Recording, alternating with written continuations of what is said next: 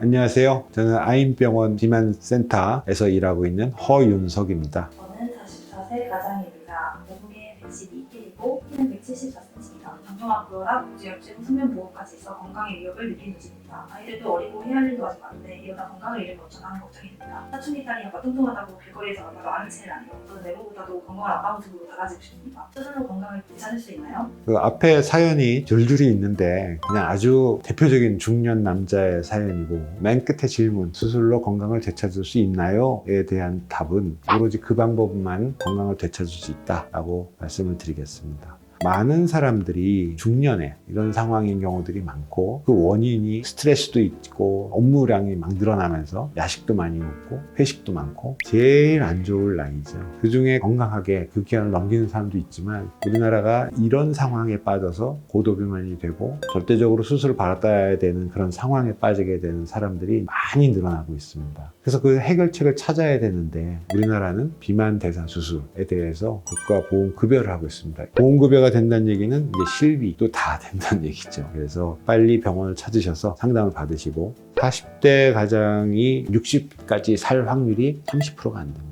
건강하게 살다 죽을 수 있으면 좋겠는데 그렇지 않잖아요. 당뇨병, 고혈압에 대한 합병증 이런 걸로 계속 고생을 하고 뭐 눈도 안 보이고 다리도 자르게 되죠. 당뇨발 감염돼서. 과거에는 이걸 피할 수 없는 그런 걸로 받아들였지만 이 비만 대사 수술을 하고 나면 그런 것들이 다 개선이 되거나 완전히 없어지기 때문에 건강하게 살 수 있는 삶도 찾을 수 있고 딸아이가 모른 척하는 그런 외모 그런 것도 변할 수 있고 모든 면에서 개선을 할 수 있는 치료법이 비만 대사 수술이라고 생각합니다.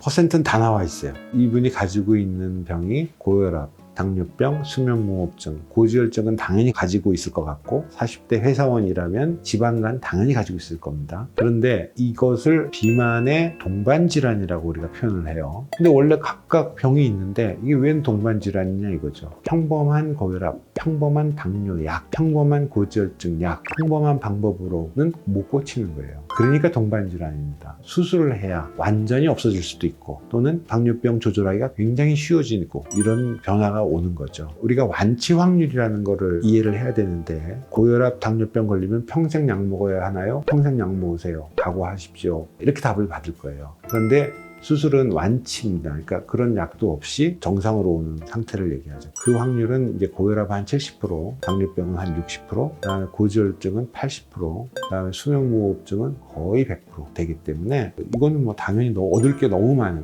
환자죠. 40대 남성이면은 그런 모임 자리도 어떻게 보면 사회생활의 일부잖아요.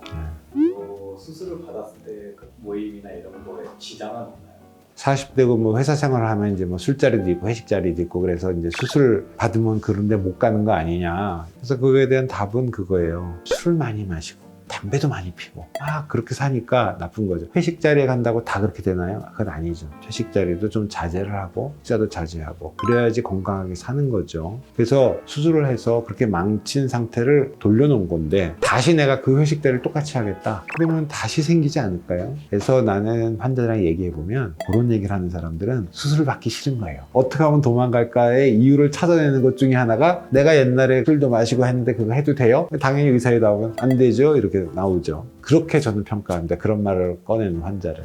이 사람이 수술을 받기 싫어서 지금 뭔가 찾아내고 있구나 이렇게 생각을 합니다.